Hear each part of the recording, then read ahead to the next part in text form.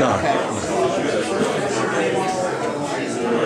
Very proud of yourself tonight, my friend. It's a big deal. Very big deal.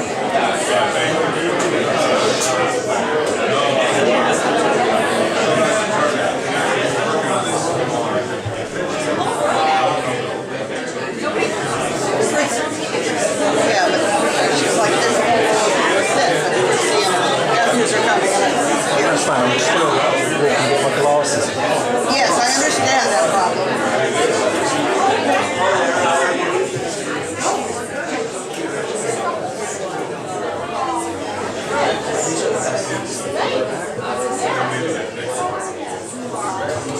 I will go sit if everybody gets in. I just want to make sure. Everybody in? Yeah. Seems like there's so many more people in there. Left to spare. Yeah.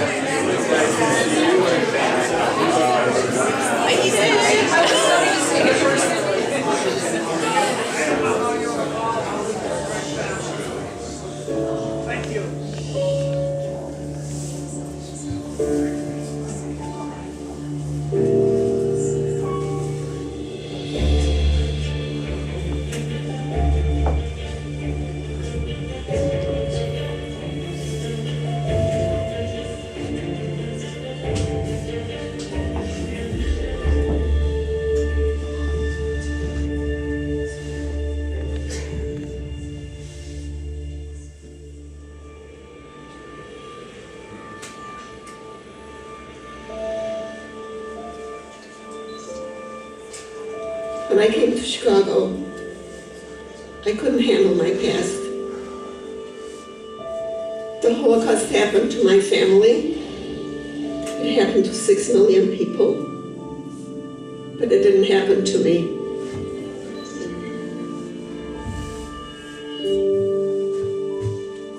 I grew up in a town called Klucharki, and it was a small community. It was the suburb of a big city called Munkac. Life was wonderful. I had a great childhood. I was raised in an Orthodox home, and prior to the war, most of my friends were not Jewish. I knew nothing about anti-Semitism during that time. The first that I remember, any anti-Semitism, any fear directed towards me or my family was waking up one morning going to school. I remember a man teacher standing at the door, holding his hand up to me and telling me Jewish children needed to go home. We were not allowed to go to school any longer.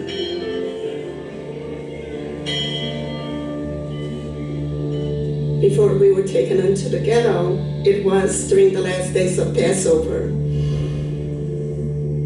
In the middle of that night, there was the knock that came on our door. My mother opened the door, and there were soldiers standing there with a gun pointing at her.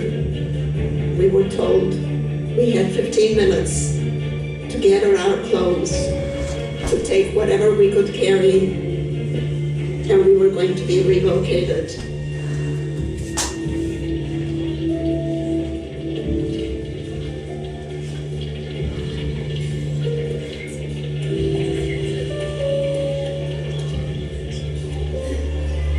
We lived in this ghetto until one day they came to take us to the train stations.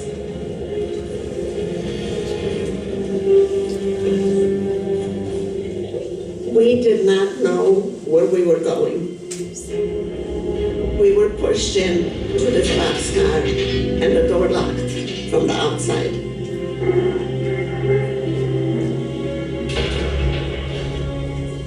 That's the first, that the real fear of the unknown really set in.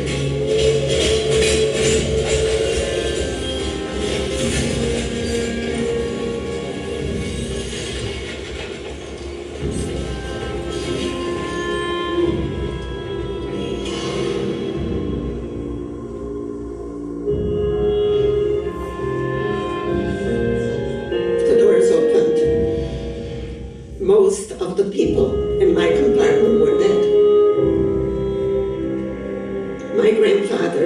was one of the people that died in this compartment going to Auschwitz concentration camp.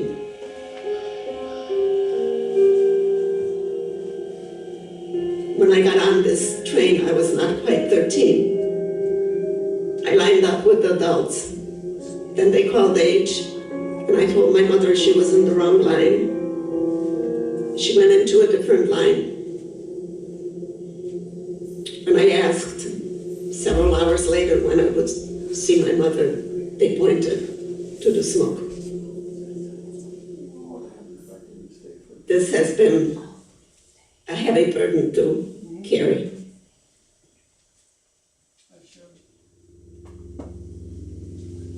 I remember the hair and the tears mingling on my face as they were shaving my head. I remember holding a pair of clogs or whatever else they gave me, and they pushed me into this area where there were thousands of shaved, dirty, uniformed, skinny women. This lady, who was so dirty and so skinny, kept staring at me. Turned out she was my mother's youngest sister, my Aunt Bella. She was the one that put her arms around me every single night. While I was hungry and scared and crying, she would whisper, "Tomorrow will be better." I can hear her. Let's just live through the night. Tomorrow will be better. You'll see. She's the one that helped me survive Auschwitz concentration camp.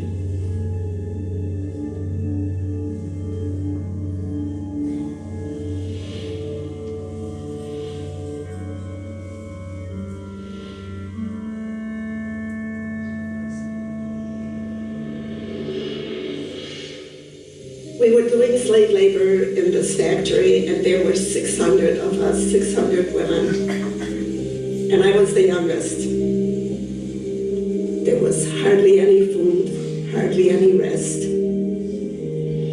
599 women lined up when this little piece of bread was given. I would extend my hand, and I would get a little crumb from these women. In turn, I promised to be their messenger if I survived. I would tell their story if I survived.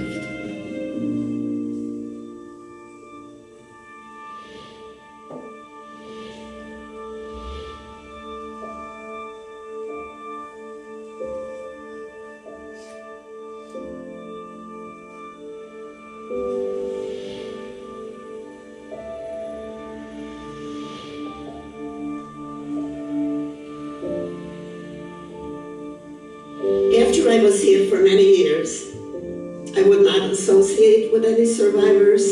I wouldn't join any clubs. I didn't want to talk about it. I couldn't and wouldn't. Until I became a grandmother, and my son came to me one day and he said, "Mom, I need to know, and your grandchildren will need to know." And this is where I became the survivor.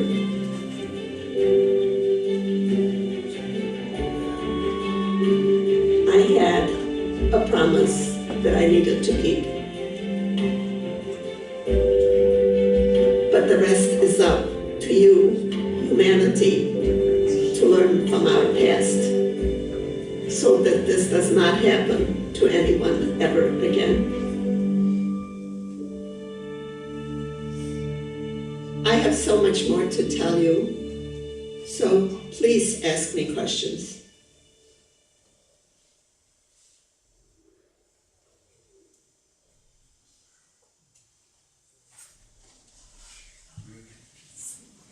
Hello, Fritzie. Hello, what's your name? If any of you have questions for Fritzie, I'd be happy to relay them for you. Who would like to go first?